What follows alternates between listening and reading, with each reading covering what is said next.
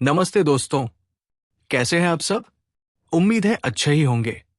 तो चलिए आज फिर लौटते हैं हमारी कहानी ब्रह्मपुत्र का धारीदार आतंक की ओर। आज हम लेकर आए हैं इसका भाग 2। याद दिला दूं, ये कहानी ब्रिटिश राज के जमाने की है। असम के ब्रह्मपुत्र के जंगली मैदानों से जुड़ी ये लोक कथाएं वहां के लोगों के पूर्वजों से सुनी सुनाई आई है और इन्हीं को आधार बनाकर मैंने इसे आप तक पहुंचाया है। हाँ, कहानी के कुछ हिस्से, जगहें और किरदार मैंने खुद गढ़े हैं ताकि मजा और रोमांच बना रहे। अगर कभी लगे कि ये किसी असली जगह या इंसान से मिलता जुलता है तो समझ लीजिए वो बस एक संयोग है। और हाँ, याद रहे ये कहानी कुल 3 हिस्सों में पूरी होगी और आज हम उसका दूसरा हिस्सा सुनने वाले हैं। तो दोस्तों, ज्यादा वक्त न लेते हुए चलिए शुरू करते हैं कहानी का सफर। पिछली कड़ी में हमने देखा था कि किस तरह ब्रह्मपुत्र के घास के मैदानों में खामोशी के पीछे एक डर छुपा था। एक ऐसा डर जिसे लोग धारीदार आतंक कहते थे। गांव के लोग हर रोज अपनी रोजी रोटी के लिए जंगल और नदी के सहारे जीते थे, लेकिन उनके दिलों में हमेशा एक ही खौफ रहता था, कहीं वो दहाड़ सुनाई न दे जाए, कहीं वो परछाई फिर सामने ना आ जाए। आज भाग 2 में हम उस कहानी को आगे बढ़ाते हैं। हम देखेंगे कैसे ये आतंक सिर्फ गांव वालों की जिंदगी, उनके विश्वास और उनके सपनों तक ही सीमित नहीं था, और कैसे धीरे धीरे इस आतंक ने अंग्रेज अफसरों का भी ध्यान अपनी तरफ खींचा। तो दोस्तों, बैठ जाइए आराम से और चलिए चलते हैं असम की उस धरती पर जहां हर घास के झुरमुट में खतरे की सरसराहट थी और हर दहाड़ के पीछे छुपा था मौत का साया। चाय बागान की रात में एक ऐसी शांति थी जो असम के किसी और स्थान पर नहीं मिलती थी। चमकदार हरी चाय की झाड़ियों की सजी संवरी कतारें चांदनी की चांदी सी चादर तले फैली हुई थी, सीधी रेखाओं में दूर तक जाती हुई, जब तक कि वे जंगल की काली परछाई में घुल न जाती। हवा में पत्तों के कुचलने की मीठी हल्की सी कड़वी महक भरी हुई थी और कहीं दूर से एक रातरानी पक्षी नाइटजार की अजीब रहस्यमयी आवाज सुनाई दे रही थी जो पूरे बागान में गूंज रही थी। बंगले के बरामदे से ब्रिटिश अफसर जिन और सोडा पी रहे थे, बर्फ के टुकड़े गिलास से टकराकर हल्की सी खनक पैदा कर रहे थे। सिगरेट का धुआं आलसी नीली लकीरों में ऊपर उठ रहा था। वे धीमी आवाज में बातें कर रहे थे, ज्यादातर फसल की पैदावार पर, कभी कभी क्रिकेट के स्कोर पर, लेकिन बाग का जिक्र कोई नहीं कर रहा था। उस बातचीत से शाम का मजा किरकिरा हो जाता। जमीन पर बरामदे से करीब 20 कदम दूर बागान का रात का चौकीदार बाबूल अपने बांस के डंडे के साथ धीरे धीरे चहलकदमी कर रहा था। उसकी नजर चाय की कतारों के बीच की छायाओं पर घूम रही थी। उसे बाग की आदतों का अंदाजा था, या यूं कहिए कि उसे लगता था कि है। वो जानता था कि बाग खुली जगह से बचता है, उसे सरकंडों या जंगल की आड़ पसंद है, और बागान की ये सजी संवरी खुली जगह उसे लुभाने के लिए बहुत व्यवस्थित थी। लेकिन आज रात कुछ अलग था। ये सब उस हल्की सी सरसराहट से शुरू हुआ जो कतारों के सबसे दूर वाले सिरे से आई थी। बाबुल रुक गया, कानों को चौकन्ना करते हुए।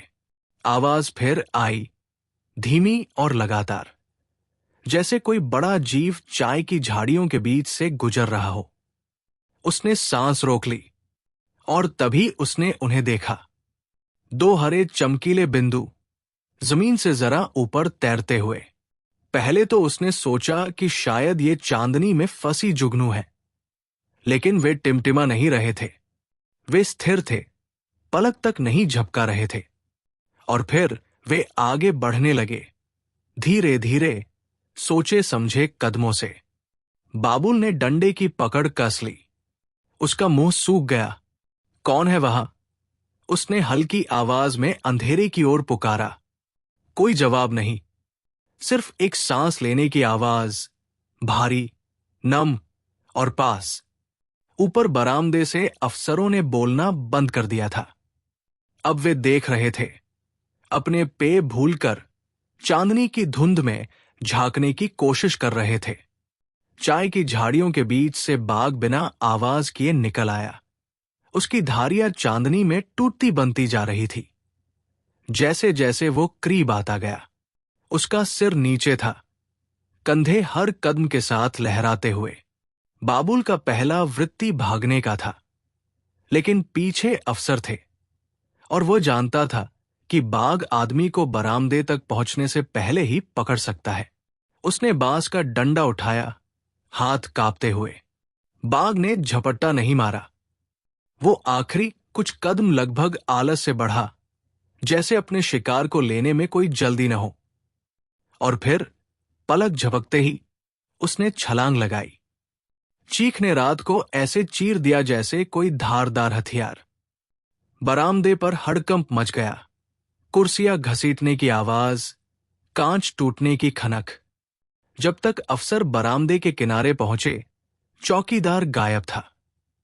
अंधेरे में घसीट लिया गया। उसका डंडा धूल में पड़ा था, टूटी हड्डी जैसा। दूर झाड़ियां कुछ पल के लिए हिली, फिर स्थिर हो गई। रातरानी पक्षी ने फिर पुकारना शुरू किया। उसकी उदास पुकार अब पहले से भी गहरी चुप्पी का जवाब देती हुई।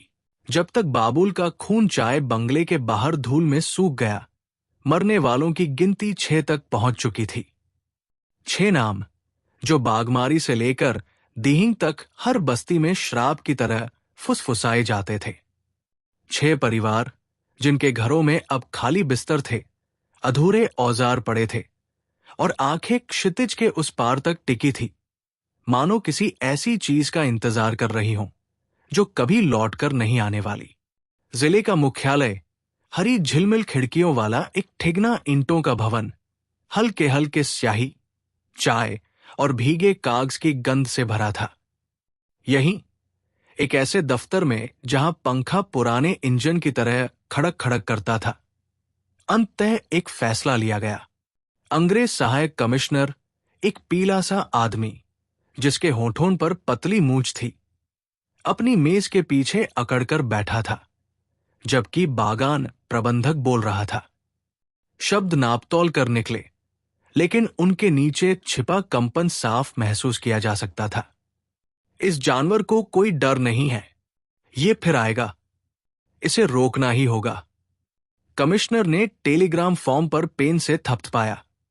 हां, उसने कहा, जैसे और चीनी मंगवाने पर सहमति दे रहा हो। मेरा ख्याल है हमें हैरिंगटन को बुलाना ही पड़ेगा। ये नाम अपने आप में वजन रखता था।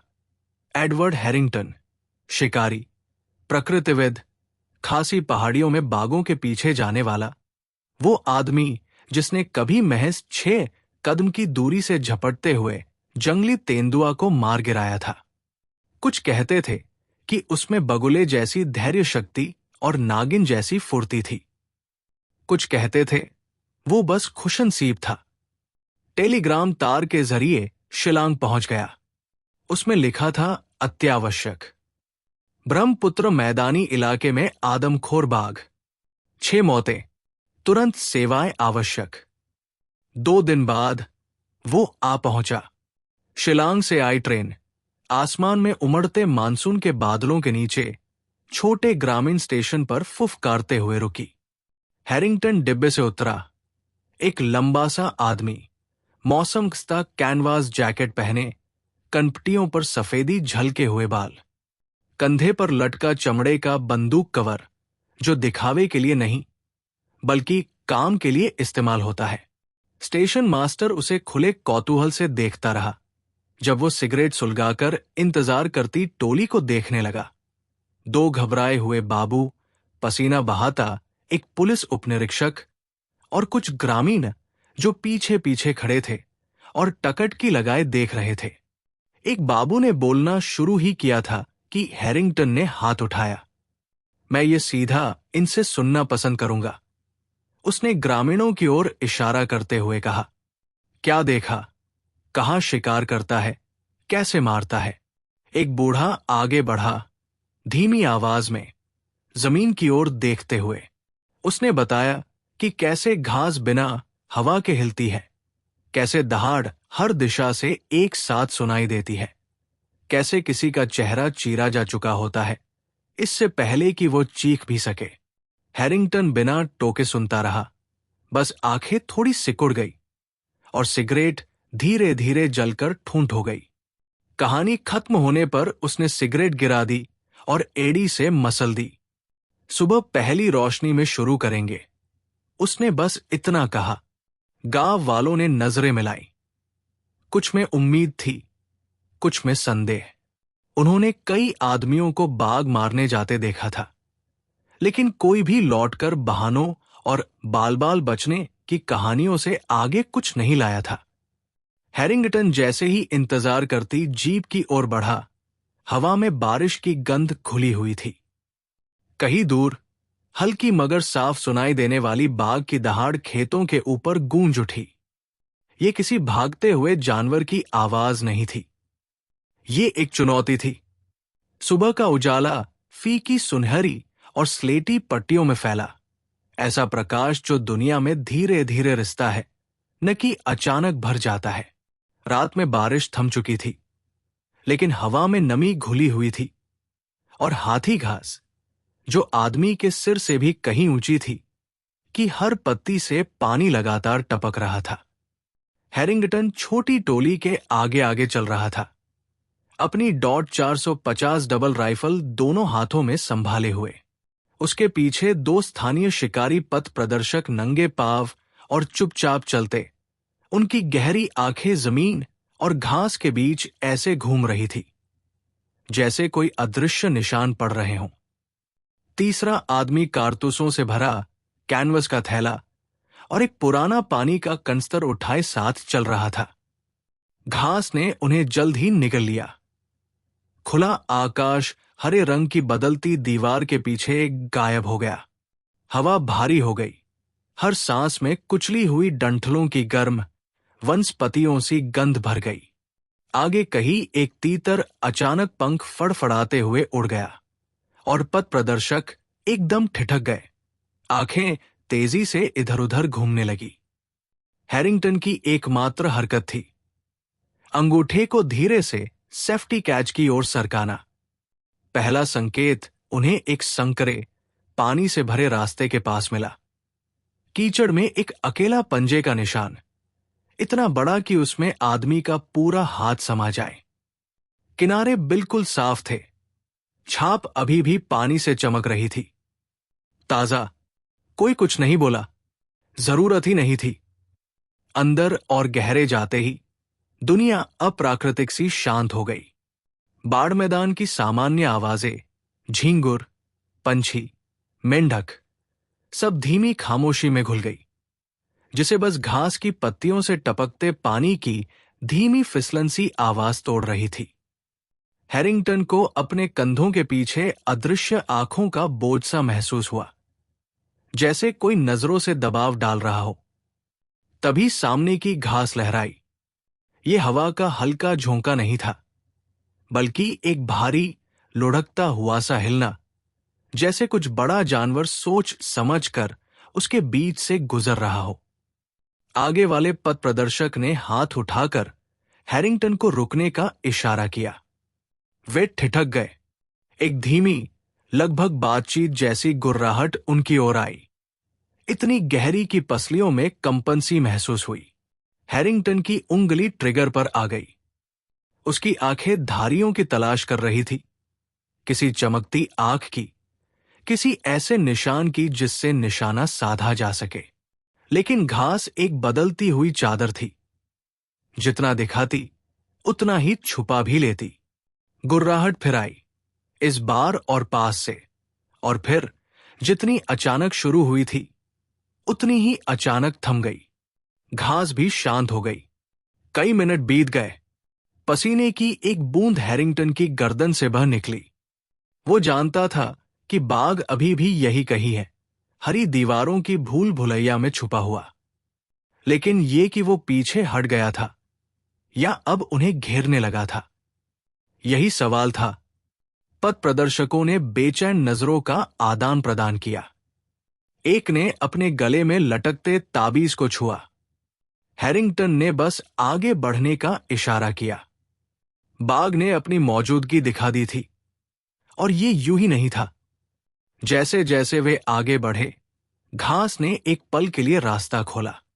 उसके भीतर कुछ हिला। एक साया, सुनहरी और काली धारियों की एक झलक, जो दिमाग के उसे पहचानने से पहले ही गायब हो गई। हैरिंगटन चलते ही रहा, लेकिन राइफल पर उसकी पकड़ कस गई। कहीं इस बदलती हरियाली में ब्रह्मपुत्र का धारियों वाला मौत का साया उनके साथ चल रहा था। उस सुबह मानसून की रोशनी हल्की थी, भारी बादलों से छन कर आती हुई, जो दोपहर तक बारिश का वादा कर रहे थे। कलबाड़ी का छोटा स्कूल गीली जमीन से ऊपर खंभों पर बना था, जिसकी बांस की दीवारें पुराने बोरे के कपड़े से जगह जगह पैबंद की गई थी, और छत हल्की हवा में धीरे धीरे खड़क रही थी। अंदर की हवा में भीगे छप्पर, स्लेट की खड़िया और सरकंडे की चटाइयों पर पास पास बैठे बच्चों के शरीर की गंध खुली हुई थी। 20 छात्र पाव मोड़े बैठे थे, जबकि उनके शिक्षक श्री दत्ता ब्लैक बोर्ड पर गणित के सवाल लिख रहे थे। खड़िया इतनी घिस चुकी थी कि बस एक छोटा सा टुकड़ा बचा था। उनकी आवाज धैर्यपूर्ण लेकिन सख्त, स्लेट पर लिखने की धीमी खराश से ऊपर उठ रही थी। बाहर कुछ मुर्गियां मिट्टी में दाना चुग रही थी, और गांव के कुत्ते छाव में गोल गोल होकर पड़े थे, आधी बंद आंखों से इधर उधर देख रहे थे।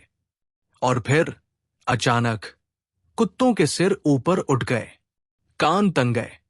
कोई भौंकना नहीं, बस धीमी दबे स्वर की करह। श्री दत्ता ने भी ये सुना।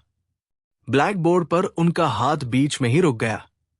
हवा में एक अजीब सी खामोशी भर गई थी, ऐसी ठहराव जिसमें लगता था जैसे झिंगुरों ने भी सांस रोक ली हो। स्कूल के आंगन की बाड़ से परे घास में एक आवाज हुई। हवा की लहर नहीं, बल्कि भारी सोच समझ कर किया गया सरसराहट, मोटी तनों का वजन से दबकर टूटना। कुछ धीरे धीरे सीधा उनकी ओर बढ़ रहा था। श्री दत्ता ने खुले दरवाजे की ओर देखा ही था कि घास फट पड़ी। बाघ 2 ही छलांग में उन पर था। कोई दहाड़ नहीं, कोई चेतावनी नहीं, बस धारियों वाला मांसल शरीर, पीली आंखों की चमक और वार करते हुए मांस फटने की गीली डरावनी आवाज। श्री दत्ता की चीख ने कमरे को भर दिया, ऊंची, भयावह, जो तभी थम गई जब उन्हें दरवाजे से बाहर खींच लिया गया। बच्चे एक पल के लिए मूर्ति जैसे स्थिर हो गए, इतने स्तब्ध की हिल भी न सके। फिर कमरे में अफरातफरी मच गई। चीखें, चटाइयों के उलटने की आवाज, स्लेटों का जमीन पर गिरना। स्याही की दवात टूट गई, काले धब्बे बांस के फर्श पर फैल गए। खड़िया की धूल धुएं की तरह हवा में तैर रही थी। एक 7 साल का छोटा लड़का दीवार से चिपका खड़ा था। उसकी आंखें डर से फैली हुई थी। जब बाघ शिक्षक को धूप में घसीटता ले जा रहा था, वो हमेशा याद रखेगा कि कैसे श्री दत्ता का हाथ दरवाजे के चौखट को पकड़ने की कोशिश करता रहा। नाखून लकड़ी पर रगड़ खाते रहे, और फिर वो घास में गायब हो गया। बाहर की आवाजें क्षणिक थी। एक झटका, एक गहरी गुर्राहट, और फिर खामोशी। बच्चे कमरे के कोने में दुबक गए। कुछ रो रहे थे, कुछ दरवाजे को खाली निगाहों से देख रहे थे। एक बड़ी लड़की, जिसका चेहरा सदमे से पीला पड़ गया था, बार बार प्रार्थना बुदबुदा रही थी, जैसे शब्दों से उनके और अभी अभी घटित भयावता के बीच कोई दीवार खड़ी हो सके। जब वयस्क लोग पहुंचे, चीखों से खिंचे चले आए। तब तक घास फिर से सीधी हो चुकी थी, सब कुछ छिपा चुकी थी, सिवाय एक काले धब्बे के जो चौखट पर फैल रहा था। उस दिन कलबाड़ी ने सीखा कि दिन का उजाला और भीड़ भाड़ वाले कमरे भी सुरक्षा नहीं देते, और बाघ ने शायद ये सीखा कि ऐसा कुछ नहीं था जिसे वो ले नहीं सकता था। अगस्त के अंत तक बारिश ने पूरे मैदान को डुबो दिया था। धान के खेत पानी में समा गए थे, नालियां फूल कर बह रही थी और आधी डूबी घास की जमीनें एक दूसरे में घुल गई थी। ब्रह्मपुत्र गहरा और भूरा बह रहा था। उसकी धार किनारों से टकराकर गुर्रा रही थी। जहां कभी सूखी पगडंडियां थी, वहां अब घुमावदार संकरी जलधाराएं थी, जिनका पानी हैरिंगटन की कमर तक पहुंचता था। सुबह का आसमान काले पत्थर जैसा ढका हुआ था और बारिश नरम लेकिन लगातार परतों में गिर रही थी। हैरिंगटन धीरे धीरे आगे बढ़ रहा था। उसकी डबल राइफल कंधे से ऊपर थी। बंदूक की नली से पानी टपक रहा था। हर कदम की एड़ी गीली मिट्टी में धंस जाती, जूते को चूसती हुई ऊपर बुलबुले छोड़ती, जिनसे सड़ी वनस्पति की हल्की सी गंध आती। 2 शिकारी मार्गदर्शक आगे आगे चल रहे थे, बांस की लाठियों से पानी टटोलते हुए, ताकि कहीं छिपे गहरे गड्ढों में न उतर जाए जहां पानी आदमी की छाती तक पहुंच जाता। बारिश से बोझिल घास रास्तों पर झुककर छावदार गलियारे बना रही थी, ऐसे गलियारे जिनमें कुछ भी छिपा हो सकता था। कभी कभी कोई जोंक हैरिंगटन की टांग पर चढ़ आती। उसका चिकना शरीर जिद से चिपका रहता। वो उन्हें नजरअंदाज कर देता।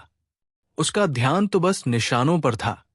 आधा डूबे पेड़ के तने पर ताजा खरोंच और भीगी हवा में जानवर की तेज गंध। दोपहर के बाद उन्हें पहला पक्का सुराग मिला। पानी का एक हिस्सा जहां मछलियां उफन रही थी, मानो कुछ बड़ा जानवर अभी अभी वहां से गुजरा हो। सतह पर अब भी हल्की लहरें तैर रही थी। हैरिंगटन ने चुप रहने का इशारा किया।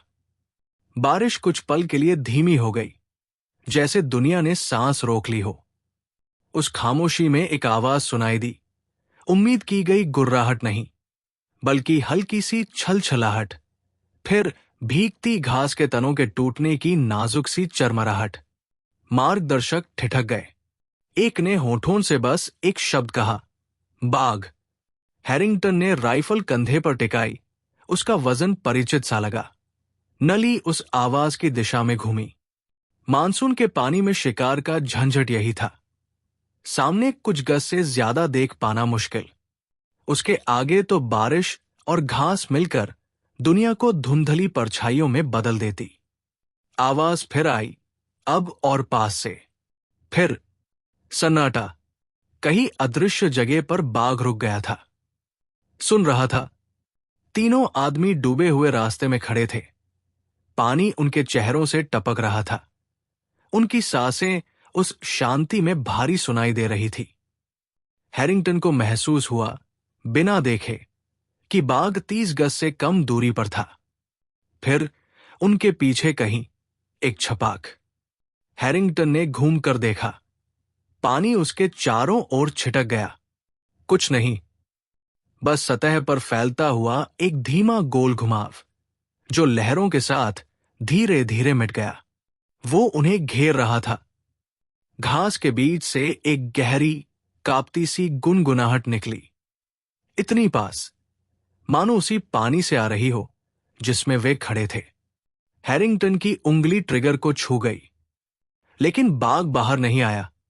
वो बस देख रहा था, परख रहा था, और फिर जैसे संतुष्ट हो गया हो, वो आगे बढ़ गया।